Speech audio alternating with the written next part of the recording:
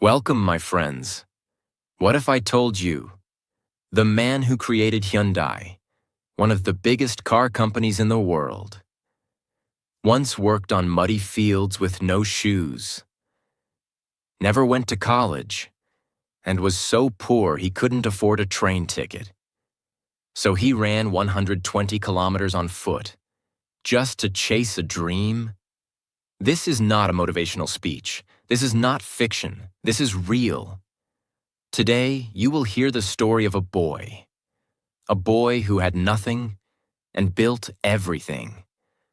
A boy who had no money, no education, no power, but had one thing that changed his life: a decision to never stop trying.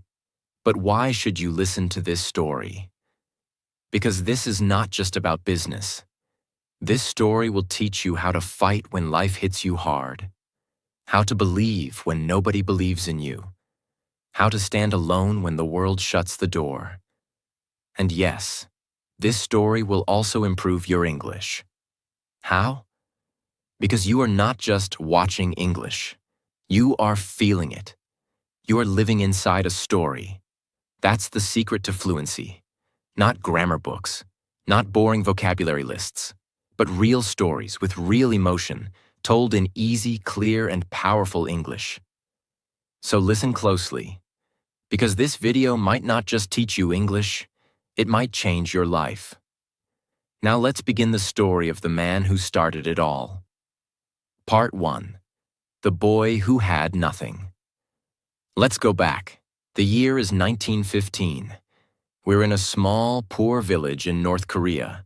Yes, before Korea was divided. A boy named Chung is born into a family of farmers. They grow rice. They live in a straw roof house. They eat simple food. Sometimes, not enough. He is the eldest son in the family. That means he must help at the field every day. No shoes, no toys, no time to dream. From age 7, he carries water, cuts grass for cows, and helps plant rice. His father is strict and believes in one rule: work hard, don't dream. A farmer's son must become a farmer. But little Chung was different. Even as a child, he wanted more. He would stare at the mountains and think, is this all there is to life? When he was around 14 years old, he had a dream. He wanted to study, go to school, learn math, become a teacher. So one day he secretly left home and walked miles to enroll in a school. But his father found out, and in anger, he dragged him back to the farm. Stop dreaming, his father said. Dreams don't feed hungry mouths. This was the first time life told him, stay small. But something inside Chung refused. A few years later, he tried again. He left home with only a little money and a big dream. This time, he wanted to go to the city, Seoul. But he didn't have enough for a train ticket. So what did he do? He ran. Yes, 120 kilometers on foot. No phone, no food, just the belief that there's more beyond those rice fields. When he reached Seoul, he found a job at a construction site. He worked with bricks and cement from sunrise to sunset. His hands bled, his back hurt. But every night, he told himself, one day I will not just build houses, I will build something much, much bigger. After months of hard work, he saved enough money to start something small. With a partner, he opened a tiny rice shop. It was his first taste of business. But one day, his partner stole all the money and disappeared. He lost everything. Many people would have gone back to the village, but not Chung. He wiped his tears and said, money can be taken, but not my fire, not my vision. He started over, from zero, again. Over the next few years, he worked any job he could find, carrying bricks, delivering salt, fixing bicycles, cleaning shoes. He watched, he listened, he learned, not from books, but from life. Slowly, He understood how business works, how people think, how to earn respect, not just money. Finally, in the 1940s, Chung opened a small construction business. He built roads and repaired bridges. Even the government started noticing his work. And then, World War II ended. Korea was in pieces, broken, divided. But Chung saw opportunity. Where others saw ruins, he saw future roads. Part 2. Building from Ashes. The birth of Hyundai. We ended Part 1 with Chung Ju-young opening a small construction business. But let's not move too fast, because the world he was stepping into, Korea in the 1940s, was not a world full of hope. It was a country that had just been freed from Japanese control after decades of occupation. But freedom didn't feel like freedom. The country was broken, poor, ruined, no proper roads, no clean water, no big companies, no system. Korea was like a body with a heartbeat but no bones. But where others saw nothing, Chung Ju-young saw possibility. He believed, if the country is broken, then we must rebuild it. We, the people, must become the builders. Step 1. In 1946, when he was around 31 years old, he officially started his company. He named it Hyundai, which means modern in Korean. Think about that. A man who grew up in the rice fields barefoot without education started a company called Modern. He didn't just want to build roads. He wanted to build the future. At first, Hyundai was just a small construction firm. They built roads, bridges, repair buildings, mostly small jobs. But his mindset was always different. Most people would say, "We're too small to take big projects." But Chung said, "We are small because we never take big projects." He started bidding for bigger jobs. He took risks. He hired people smarter than him. And he watched everything, like a hawk. He didn't sit in an office. He visited construction sites himself. He talked to workers. He checked every stone, every brick. He believed, if you build something, it must be strong enough to carry the future. The Korean War. In 1950, the Korean War began, North versus South, brother against brother. Cities burned, thousands died. For many businesses, it was the end. But for Chung Ju-young, it was the beginning of something massive. He didn't run. He didn't shut down Hyundai. He looked at the destruction and thought, the country will need roads again. The country will need buildings again, and I will be the one to build them. He started working with the South Korean government, helping to rebuild key infrastructure. His workers were not just laborers. They were rebuilding their own homeland.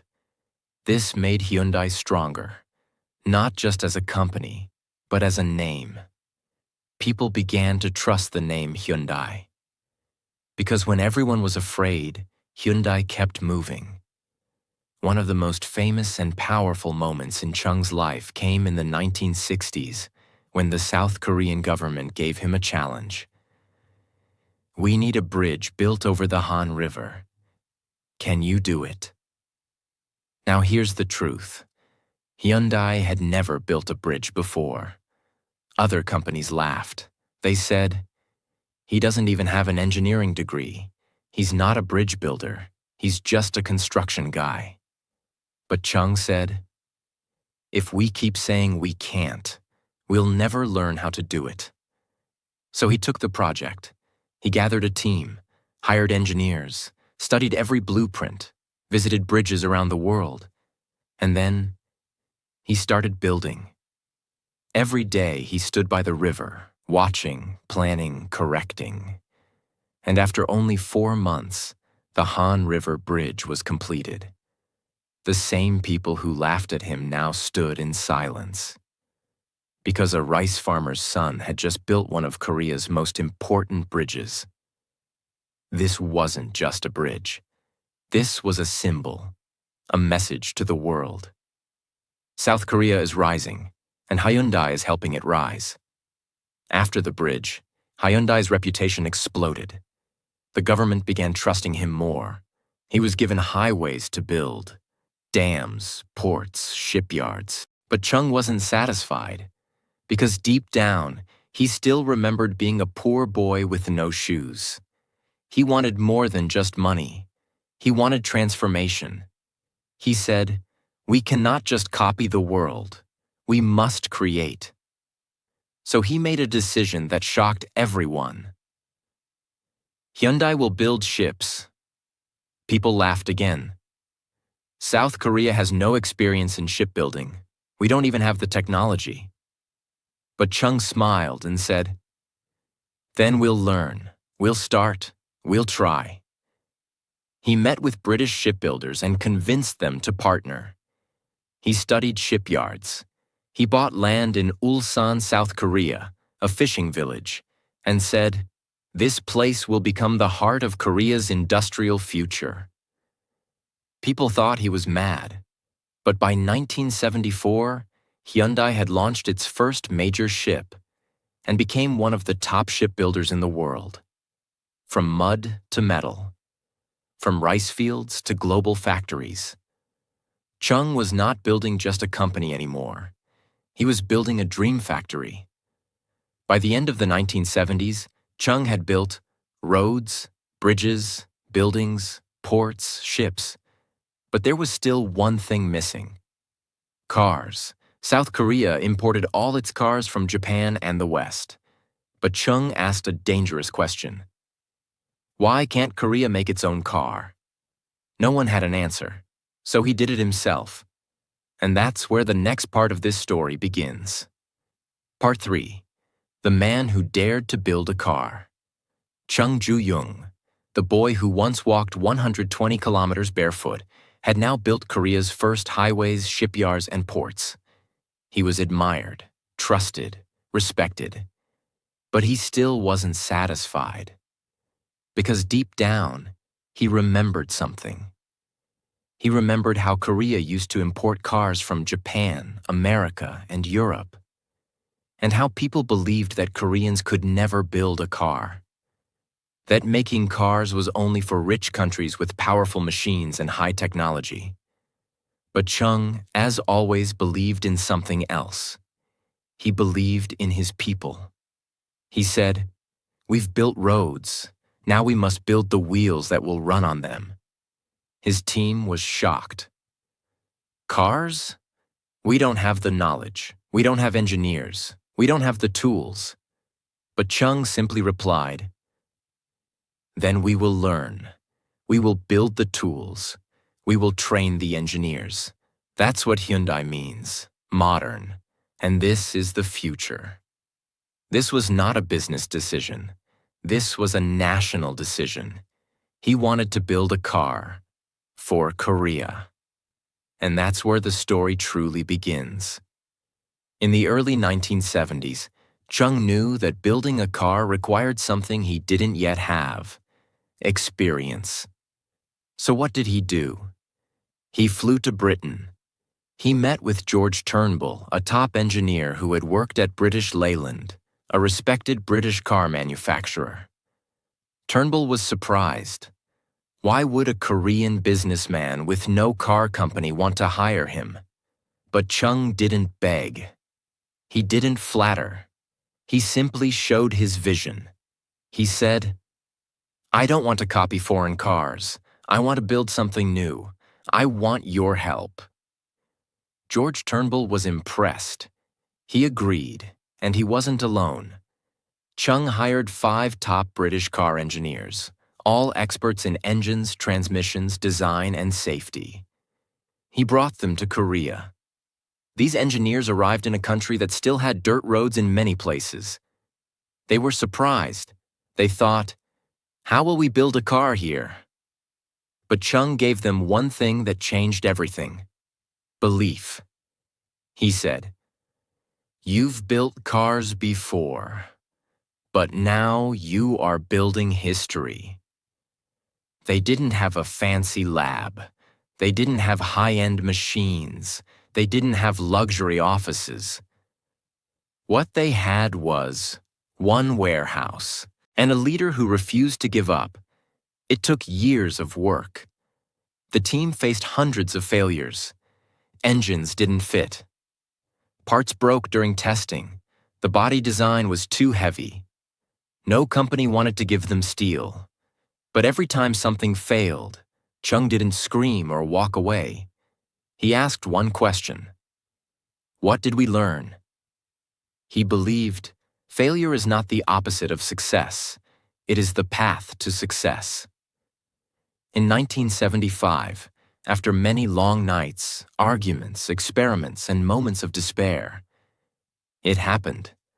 The Hyundai Pony was born. It was Korea's first national car. A small, affordable, simple vehicle, not beautiful like a Mercedes, not fast like a Ferrari, but proudly Korean. When the first Hyundai Pony was unveiled in Seoul, the crowd went silent. And then they clapped, cheered, cried. We can do it. We are not small anymore. But creating the Pony was just the beginning. The real battle began when Hyundai tried to sell cars outside Korea. The big global car companies, like Toyota, Ford, GM, Honda, laughed. They said, "Korean cars? Please, they're toys." But Chung had heard this before. When he built bridges, they laughed. When he built ships, they laughed. Now he was building cars. And again, they laughed. But he had a weapon they didn't expect. Courage, discipline, and endless improvement. He started small. First, Hyundai sold cars to countries like Ecuador, Egypt, and Chile. Then slowly, he entered Canada. And in 1986, he made a bold move. Hyundai entered the US market. They introduced a model called the Hyundai Excel. It was not fancy, but it was affordable, fuel efficient, easy to drive. People in America were curious. And guess what? In the very first year, Hyundai sold over 168,000 cars in the US. That was a record. The same companies that laughed now began to worry. But success was not permanent. As Hyundai sold more cars, something started to go wrong. Many cars had problems with engines, air conditioning, parts. Customers started complaining. American newspapers began calling Hyundai a low-quality brand. Sales dropped. Respect vanished. And once again, Chung Ju-young stood on the edge of disaster. His team panicked. They said, "Let's reduce production. Let's stop exporting." But Chung said no. He said, "If we are not willing to improve, we do not deserve success." So he made a huge decision. Hyundai would rebuild everything. New quality checks, better materials, stronger testing. He said, "Let's not compete on price. Let's compete on pride." And year after year, Hyundai improved. They didn't just make cars, they made better cars. By the late 1990s and early 2000s, Hyundai had transformed. The world slowly began to see Hyundai not as cheap, but as reliable, smart, and well-built. The same company that once couldn't build a single tire was now winning international car awards, J.D. Power Quality Awards, Design Awards, safety recognitions. In America, people began saying, "Hyundai is not just a good car for the money, it's a good car, period." After the rise of Hyundai cars in the global market, something strange began to happen in South Korea. People no longer just saw Hyundai as a company. They saw it as hope. Because whenever the country faced a problem, Hyundai stepped in. Whenever something seemed too big, too impossible, too expensive, there was one man who always said, "We will do it." That man was Chung Ju-young. But this new phase of life was not about small ideas anymore. It was about rebuilding a country's future, one massive dream at a time. By the early 1990s, South Korea had transformed. It had moved from poverty to power, from survival to growth. And much of that growth had one thing in common: Hyundai's name on it. Let's look at just how deep Hyundai's influence had become. They were not just making cars anymore. They were building dams, nuclear power plants, oil refineries, high-speed trains, steel mills, industrial parks, container ships, global expressways, even South Korea's very first satellite launch site. And this wasn't by accident. This was Chung's mission. He believed, if we only copy the world, we will always be second. But if we build the future ourselves, we can lead. And the Korean people began to believe too. You see, Hyundai was no longer just a brand. It had become a national symbol. Whenever Koreans bought a Hyundai car, they weren't just buying transportation. They were buying confidence. They were saying, look at us now. We build our own future. As Hyundai expanded, it became one of the largest employers in South Korea. By the mid-1990s, hundreds of thousands of workers across different industries, steel, construction, design, shipping, electronics, energy, were connected to Hyundai. Every job created by Hyundai supported entire families. Chung knew this. He knew the responsibility was bigger than business. He once said, "Every time we build a new factory, we are feeding thousands of homes. Business is not only about profit, it is about people." In remote towns where there were no jobs before, Hyundai opened plants.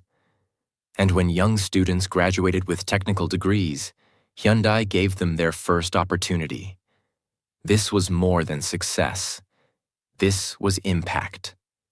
You might think, after decades of building everything, Chung would slow down. But no. Even in his 70s, he kept visiting work sites. Wearing his signature gray suit and white safety helmet, he walked through hot steel factories, dusty ports, frozen shipyards, talking to workers, asking questions, making notes. He never acted like a king. He acted like a foreman, because deep inside, he still saw himself as that barefoot boy who once cleaned bricks for a few coins. His hunger for growth never faded. And this hunger led to one of the boldest ideas of his life. In the late 1990s, when Chung was in his 80s, he shocked the world again. He announced that he would travel to North Korea. Remember? This was the same North Korea that had fought South Korea in the Korean War. The same country that was politically frozen, dangerous, closed. Most South Korean businessmen would never go there.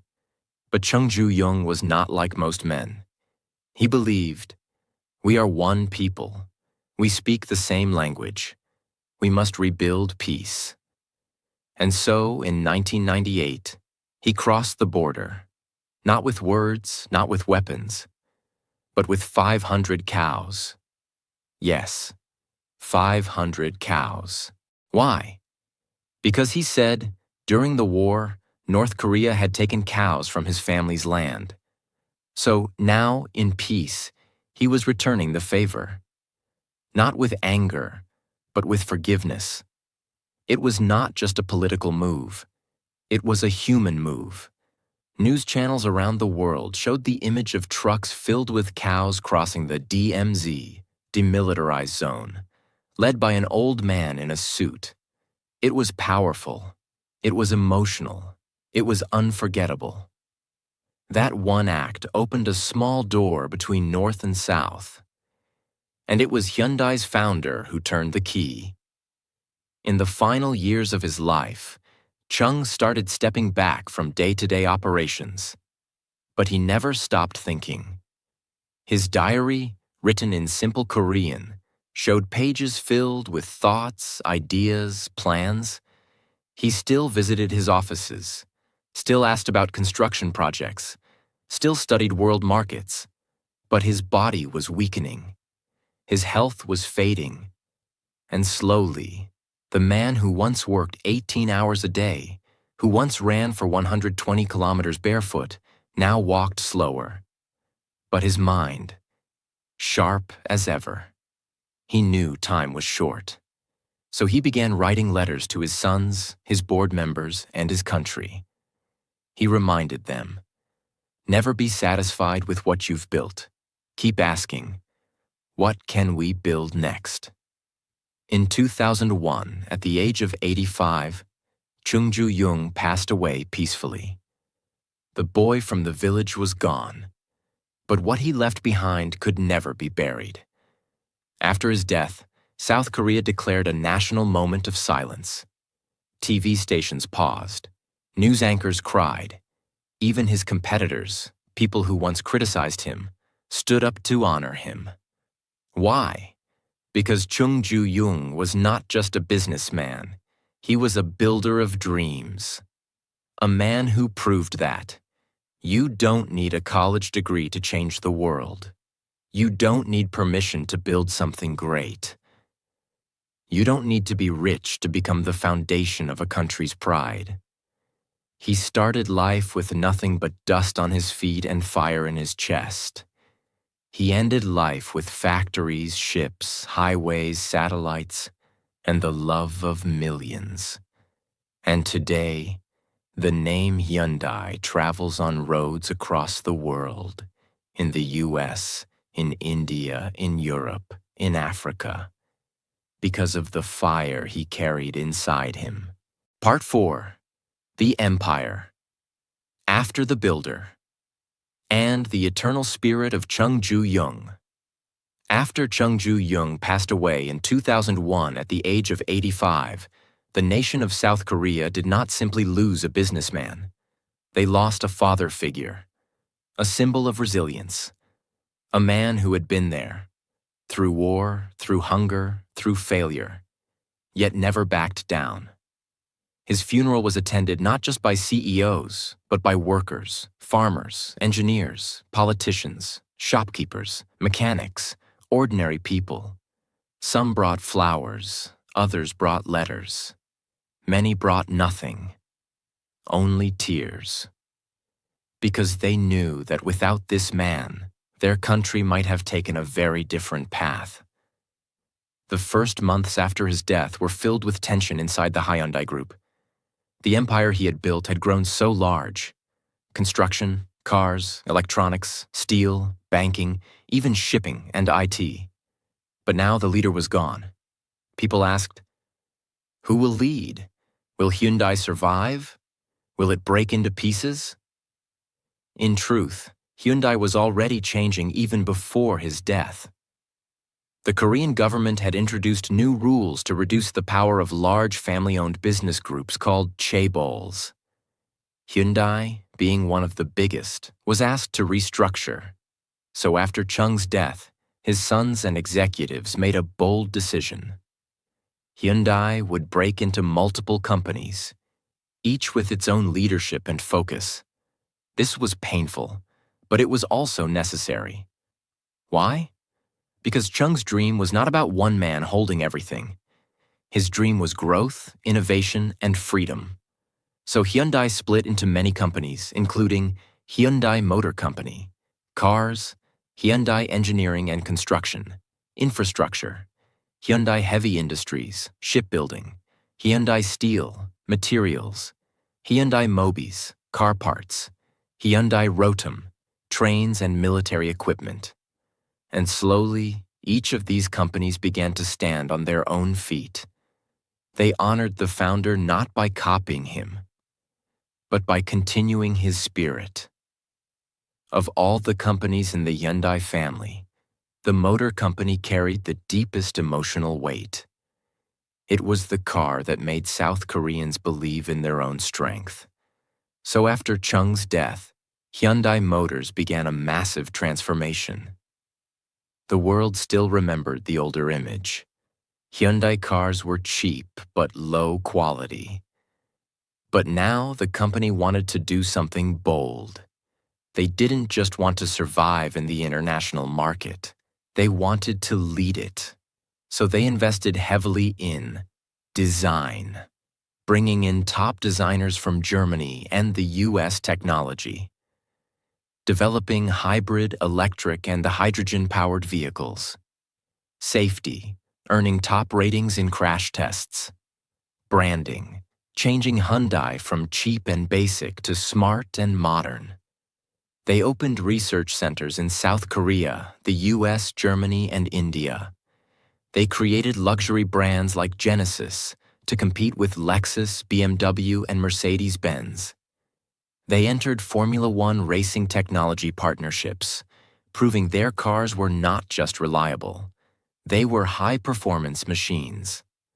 And by the mid-2010s, Hyundai was no longer a joke in the car world. It was a giant. Today, Hyundai sells cars in over 200 countries. It ranks among the top 3 car manufacturers in the world when combined with its partner company, Kia. And none of it would have existed without the courage of one man. After his death, universities around the world began studying his life. Business schools taught students about his leadership style. Leadership experts wrote books about how he took responsibility during crisis, led from the front, took impossible risks, believed in his workers, trusted effort more than talent, and most importantly, never forgot where he came from. Let's not forget, this man had no college degree. He had no investor. He had no background in engineering. He built roads without studying civil engineering. He built ships without shipbuilding experience. He built cars without being an auto expert. He even visited North Korea and tried to reunite divided families without being a politician. Why? Because he believed in human potential. And today, his story is told in classrooms not as a story of business, but as a story of vision, grit, sacrifice, and humanity. Here are the final messages people took from his life. 1. You do not need permission to dream. Chung didn't wait for the world to allow him to succeed. He chased trains, knocked on doors, failed again and again, and kept walking. His life says, don't wait. Begin. 2. Failures are not the end. They are training. He lost everything more than once, got betrayed, mocked, rejected, but every failure became a new tool. His lesson: if you are afraid of failure, you are afraid of growth. 3. Help others rise. As you rise, he didn't just make money. He created jobs, gave people a reason to stay in their hometowns, supported education, donated to schools, and helped rebuild communities. His message: real success is not about how high you go. It's about how many people you lift with you. The most powerful tool is not money. It's character. When people trusted Chung, they didn't do it because he was rich. They did it because he was honest. He kept his promises. He paid his workers. He stood in front of his mistakes. Even when Hyundai failed in America, he didn't hide. He said, let us improve. Let us do better. And they did. Today, many people drive Hyundai cars without knowing the story. They press the accelerator, play music, and look out the window, unaware that this simple car is a symbol of one man's unstoppable will. But some of us remember. We remember a boy born in a poor village in North Korea, who was told not to dream, who couldn't afford a train ticket, who ran barefoot across mountains chasing a future no one else could see. We remember how he failed, got back up, and failed again. How he built roads, ships, cars, and dreams. How he didn't just change a country. He changed what people believed was possible. So what is the real legacy of Chung Ju-young? It is not just Hyundai. It is not just factories or bridges or awards. His legacy is this truth. Even if you are born with nothing, if you keep moving, if you keep building, one day the world will drive on your roads, sail in your ships, and believe in your story. That is the story of the boy who created Hyundai, and it is a story that must never be forgotten. Let this be more than a video. Let this be a message. If you have a dream, fight for it. If you have a setback, rise again. And if the world tells you you can't, remember this name, Chung Ju-young, and reply to the world with his famous words. Have you tried? And now, before we close this story, let's look at what Hyundai has become today. The company that started with nothing, not even enough money for a train ticket, is now one of the biggest companies in the world. Today, Hyundai is worth over $50 billion. Its cars run in more than 200 countries. Its factories give jobs to over 250,000 people around the globe. And Hyundai has built some of the most expensive and advanced ships in the world, including massive container ships, high-tech oil tankers, military-grade vessels, and their luxury car brand Genesis. It now competes with Mercedes-Benz, BMW, and Lexus, and wins international awards. All of this, it started from a boy with no shoes. This is not just the story of a man. This is the story of what is possible. So if life is hard right now, if you feel poor, alone, or small, if people say you're not smart enough, not rich enough, not strong enough, then remember this story. And remember this name, Chung Ju-young. Because if he can do it, why not you? And if you want more stories like this, stories that inspire you, stories that teach you English, stories that make you believe in yourself again, then subscribe to our channel now. Because we don't just tell stories, we give you the courage to write your own.